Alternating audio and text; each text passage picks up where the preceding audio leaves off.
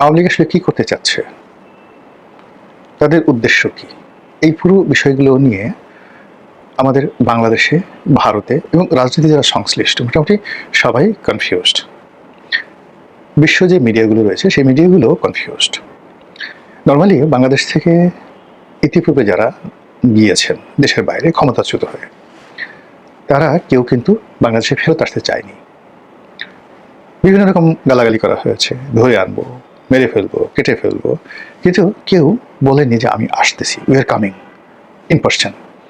এটা সেই বঙ্গবন্ধুর জামানাতে যারা গেছেন তারা থেকে শুরু করে আজ অবধি কেউ আসতে চায়নি। কিন্তু একমাত্র শেখ হাসিনা এবং আওয়ামী লীগের লোকজন প্রতিদিন তারা বলছে আজ আসবো, কাল আসবো, আসছি। ফাঁসির মঞ্চ রেডি করো, অর্থাৎ আপনি ভয় দেখাচ্ছেন তোমাকে আসলে গ্রেপ্তার করবো, তোমাকে আসলে ফাঁসিতে চড়াবো, তোমাকে জেলখানায় ভরবো, তোমাকে আসলে গণপিটুনি দিয়ে মেরে ফেলবো। তারা বলছে যে হোয়াট এভার মেবি, একেবারে ডেট দিয়ে, টাইম দিয়ে, তারিখ দিয়ে, তারিখটা শুধু বলেনি, মানে ডিসেম্বর মাসে আসছি, অমুক অমুক দিকে আসছি, আমরা সবাই মিলে আসছি, প্লেন ভাড়া করে আসবো, সীমান্ত দিয়ে আসবো, উড়ে আসবো, জুড়ে আসবো, নানা রকম কথাবার্তা যেটা বলছে এটা আমাদের দেশে আগে কখনো হয়নি। আমাদের দেশে যারা পালিয়ে গেছে, যাদেরকে দেশ থেকে বহিষ্কার করা হয়েছে, যারা পরাজিত হয়েছে বিভিন্ন কারণে, আমাদের দেশে যেটাকে এক্সাইল বলা হয়, যেটাকে ফ্লিড অ্যাওয়ে বলা হয়, এক্সাইল অ্যান্ড ফ্লিড অ্যাওয়ে। তো এটার তো একটা ইতিহাস আছে। এখানে বাংলাদেশ থেকে বিএনপির জমানাতে আওয়ামী লীগের লোকজন গেছে, আওয়ামী লীগের জমানাতে বিএনপির লোকজন গেছে। যেমন এখন ধরেন শামীম ওসমান, শামীম ওসমান তো আগের জমানাতে ভারতে ছিলেন, বিএনপি জমানাতে, কিন্তু সেখান থেকে তো তিনি জীবনে কোনোদিন হুমকি দেন নাই যে আমি আসছি, I am coming. Sheikh Hasina এখন ভারতে আছেন, তিনি তো এর আগে ভারতে ছিলেন। তো ভারত থেকে তিনি কখনো হুমকি দেননি যে আমি আসছি, বরং বাংলাদেশের সরকার, জিয়াউর রহমান সাহেব, বিরোধী দল, আওয়ামী লীগ, অন্যান্য যারা সবাই, তারা একটা রাজনীতির ভারসাম্য তৈরি করার জন্য বলতে গেলে তাকে তোয়াজ করে, তদবির করে, রাজকীয় সংবর্ধনা দিয়ে তাকে আনা হয়েছে বাংলাদেশে 1981 সনে।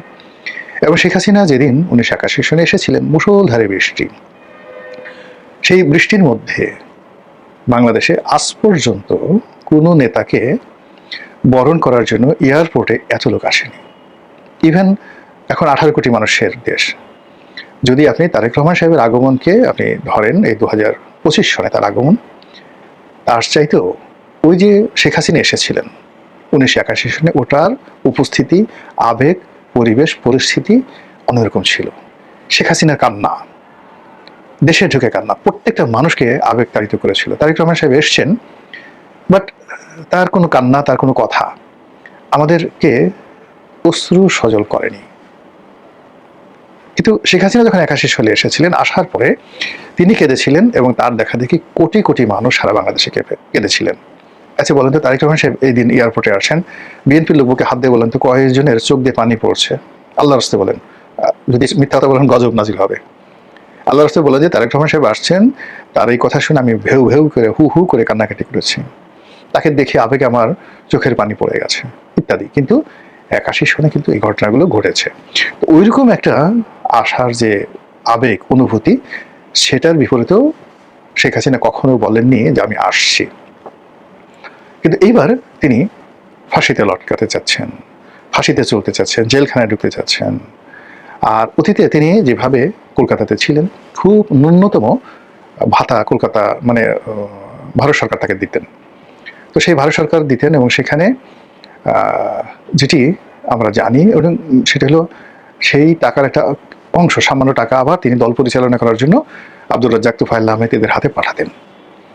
তারপরে সেই টাকা দিয়ে বাজার করতেন এবং ওয়াজেদ মিয়া উনি নরম চালের ভাত খেতেন, তার জন্য নরম চাল কেনা হতো, আর উনি মোটা চালের ভাত খেতেন। শেখ হাসিনা, এত লিমিটেড ছিল তাদের ইনকাম। কিন্তু এবার কি, এবার তো উনি 14 পুরুষ বিদেশে বসে খেতে পারবেন, প্লাস ওখানে ভারত সরকার তাকে রাষ্ট্রপ্রধান, সরকার প্রধানের মর্যাদায় রেখেছে, জেড ক্যাটাগরি সিকিউরিটি দিচ্ছে, কি না আছে সেখানে। মানে ওই জায়গা থেকে কেউ থাকলে বলে যে না গো বাবা, আমার যাওয়ার দরকার নেই, আমি এখন এখানে আছি, সারা জীবন এখানে রাজকীয় মেহমান হিসেবে থাকবো। কিন্তু সেগুলো ছেড়ে তিনি জেলখানাতে আসতে চাচ্ছেন, তিনি এনসিপির লোকজন, নাসিরুদ্দিন পাটোয়ারিরা তাকে মারবে, তিনি সে মার খেতে চাচ্ছেন, ঢিল খেতে চাচ্ছেন। এটা বিশ্বের যারা লোকজন রয়েছেন তারা মিলাতে পারছে না, হোয়াই ইট ইজ হ্যাপেনিং, কেন এই জিনিসগুলো ঘটছে। এক, 2 নম্বর হলো যে আওয়ামী লীগের দেশের ভিতরে যারা লোকজন রয়েছে তাদের মধ্যে অনেক গ্রুপিং ছিল, শত্রুতা ছিল, একে অপরের প্রতি বৃষদঘাত ছিল, মারামারি করতে, কাটাকাটি করতে, এখন সব বাদ। এখন সব কিছু ভুলে আপা কখন আসবে, আওয়ামী লীগ কখন আসবে, দিন কবে আসবে, কবে মিছিল করবো, মিটিং করব, আবার শুরু দিন ফিরে আসবে, এরা সবাই ঐক্যবদ্ধ হয়ে গেছে। এটা অতীতকালে আওয়ামী লীগের এটা হয়নি। আওয়ামী লীগ যখন শেখ হাসিনা আসেনি তখন আওয়ামী লীগের মধ্যে যে ইন্টারনাল গ্রুপিং ছিল, ও মাই গড, আনবিলিভেবল গ্রুপিং ছিল। আবার বিএনপি যে কয়বারই ক্ষমতা এসছে 91 থেকে 96, 2001 থেকে 2006, এই সময়টাতে আওয়ামী লীগ রাজপথে ছিল। মামলা মোকদ্দমা বিপদ আপদ এখন এসে কোনো অংশে কম ছিল না, বরং এখন বিপদ কম, ইউনূসের জমানাতে কম। কিন্তু 1000 থেকে 2006 পর্যন্ত, 2001 থেকে 2006 পর্যন্ত আওয়ামী লীগের বিপদ বিপত্তি বেশি ছিল। এই বিপদ বিপত্তির মধ্যে লোকজন বদমাশি করেছে। একদিকে তোফাইল গ্রুপ, অন্যদিকে আমির গ্রুপ, একদিকে আব্দুল সামাদ আজাদ গ্রুপ, অন্যদিকে সুরঞ্জিত শেখ গ্রুপ। ঢাকা শহরে একদিকে সেই মোফাজ্জল হোসেন চৌধুরী মায়ার গ্রুপ, অন্যদিকে শাহ আলমের গ্রুপ, আর একদিকে সাইদ খোকনের গ্রুপ কিনা ছিল। সবকিছুর মধ্যে তারা এই গ্রুপিং করছে। আর এখন দেখেন কোনো গ্রুপিং নেই, সবগুলো এক হয়ে গেছে, সবগুলো এক হয়ে গেছে।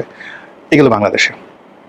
এখন কলকাতাতে বলেন, দিল্লিতে, আমেরিকাতে, নিউ ইয়র্কে, জ্যাকসন হাইটসে, ওয়াশিংটনে, ফ্লোরিডাতে, তারপর মিশিগানে, লন্ডনে, লিভারপুলে, জার্মানিতে, প্যারিসে আওয়ামী লীগের মধ্যে যে 33টা গ্রুপ বিভিন্ন রকম ছিল, তারা নিজেরা 7 আপের বোতল দিয়ে মারামারি করতো সারা জীবন। এখন গিয়ে দেখেন তো কোনো মারামারি আসে নাকি? সবগুলো এক হয়ে গেছে। হাতে গোনা 1-2 জন মানে যারা এই সোশ্যাল ওয়ার্কার। এখন দেখা যাচ্ছে যে এই কদিন আগে নিজু মজুমদার, অমির রহমান পিয়াল, তাদের মধ্যে একটা বিরোধ তৈরি হলো। কোথা থেকে কি হলো? এখন আর সেই বিরোধ নেই। সেই নিজু মজুমদার যাকে গালাগালি করতো, এখন আবার সে বলছে না অমি ভাই ভালো, পিয়ালও আবার সেভাবে থেমে গেছেন। মানে এই যে একটা দেশের বাইরে ঐক্যবদ্ধ, এটা আওয়ামী লীগের জীবনে কখনো যেন ছিল না। কলকাতাতে সেই কাদের সিদ্দিক সাহেব ছিলেন, হেমায়তুল্লাহ আরঙ্গ ছিলেন, ও মাই গড, তাদের যে বিরোধ, বাংলাদেশে আওয়ামী লীগের মধ্যে আমো গ্রুপ, তোফাইল গ্রুপ, সুরজিৎ সেন গ্রুপ, আব্দুল সামাদ আজাদ গ্রুপের মধ্যে যে দ্বন্দ্ব সংঘাত ছিল, তার চেয়ে 100 গুণ দ্বন্দ্ব সংঘাত ছিল এই কলকাতা আওয়ামী লীগের মধ্যে 75-15 আগস্টের পরে যারা কলকাতাতে ছিলেন। সেই তুলনায় বাংলাদেশে ধরেন থাকা অবস্থায় আওয়ামী লীগের যে সকল নেতাদের মধ্যে প্রচণ্ড বিরোধ ছিল, গ্রুপ ছিল, এদের কারোর মধ্যে এখন গ্রুপ নাই। আগরতলাতে নাই, কলকাতাতে নাই, তারা অনেকটা ভাই ভাইয়ের মতো গলাগলি ধরে, মানে বিপদে পড়লে যেমন দেখা গেল যে বন্যার মধ্যে পড়লে সাপ আর বেজি বা সাপ আর মানুষ একই গাছে বসে থেকে কেউ কাউকে আক্রমণ করে না। এখন কলকাতাতে একই অবস্থা। প্রথমত তারা যখন গেছে একে অপরকে সাহায্য করেছে, সহযোগিতা করেছে, আর এখন তারা দিদে আসছে একটা চাঁদের হাট মিলিয়ে বসেছে, আনন্দ উল্লাস শুরু করেছে। কিভাবে সেপ্টেম্বর মাসে আসবে, নাকি অক্টোবর মাসে আসবে, নাকি ডিসেম্বর মাসে আসবে, এইগুলো নিয়ে প্রতিদিন তারা স্বপ্ন দেখছে, কথাবার্তা বলছে এবং প্ল্যান প্রোগ্রাম কিভাবে যাবে কিভাবে যাবে। আবার যারা একটু জানে, নেত্রীর সাথে দেখা করে আসে বা শেখ হাসিনার সঙ্গে দেখা করে আসে, তারা এক ধরনের কথা বলে। যারা নেত্রীর সঙ্গে টেলিফোনে কথা বলে, তারা এক ধরনের আবেগ। যারা কথা বলতে পারে না, তারা যারা কথা বলে তাদের সঙ্গে শুনে এবং নিজেরা সেই চার সিঙ্গারা, সমোসা, দিল্লি কা লাড্ডু এবং কলকাতার সেই বিখ্যাত যে খাবারগুলো, সেই খাবারগুলো খেয়ে একটা নিদারুণ আনন্দ উৎসব এবং আমেজের মধ্যে তারা দিন কাটাচ্ছে। এবং এই খবরগুলো গোয়েন্দা চ্যানেলে সরকার জেনে যাচ্ছে, বাংলাদেশের বিএনপি যারা নেতাকর্মী রয়েছেন তারা জানছে, এবং সব মিলিয়ে একটা কন্ট্রাস্ট তৈরি হচ্ছে। ওইদিকে আওয়ামী লীগের লোকজনের আনন্দ, এদিকে আওয়ামী লীগের লোকজনের আনন্দ, এদিকে বিএনপির ক্ষমতার গরম, তার সঙ্গে সঙ্গে আবার পিছন দিক থেকে যে কোনো সময় যে কোনো দুর্ঘটনা ঘটতে পারে, আওয়ামী লীগ ঢুকে পড়তে পারে, জামাত তাদের সঙ্গে মিলে যেতে পারে। আমেরিকা পাকিস্তানে এখন যেভাবে ইমরান খানকে সাহায্য করছে, সহযোগিতা করছে, ঠিক একইভাবে ভারত যদি এই মুহূর্তে আবার নতুন করে শেখ হাসিনাকে নিয়ে নতুন করে ভাবতে শুরু করে এবং আওয়ামী লীগের উপর যদি ভারত এবং আমেরিকা নতুন করে সমর্থন দেয়, তাহলে কি মহা সর্বনাশ করতে পারে। এই টেনশনে গিয়ে দেখেন যে অনেক ক্ষমতাধর যারা লোকজন রয়েছেন তারা আসলে সুস্থ এবং স্বস্তিতে নাই।